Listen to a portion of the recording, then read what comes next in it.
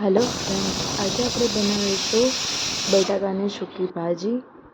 તો તેના માટે મેં 500 જેટલા બટાકા લઈ લીધા હતા. તેને આવી રીતે બાફી અને પછી તેની છાલ કાઢી લીધી હતી. તો હું આમાં લીલા મરચાં જ નાખવાની છું, લાલ મરચું નથી નાખવાની. તો મેં આ સુરતી 4 મરચાં લીધા હતા અને નાના નાના એવા ચોપ કરી લીધા હતા. પછી એક પેનમાં મેં ઓલિવ ઓઇલ નાખ્યું હતું. તમે તમારી રીતે જે પણ ઘરમાં હોય તે ઓઇલ એડ કરી શકો છો.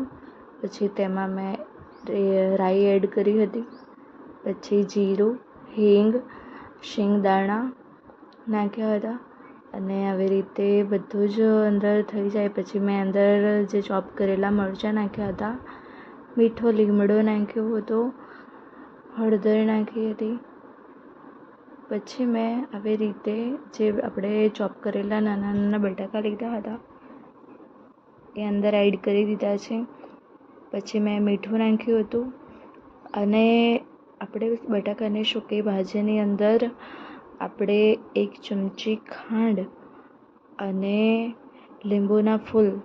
થોડા લીંબુના ફૂલ નાખવાથી ભાજીનો ટેસ્ટ એકદમ બહુ જ મસ્ત આવે છે અને આખો ટેસ્ટ જ બદલાઈ જાય છે.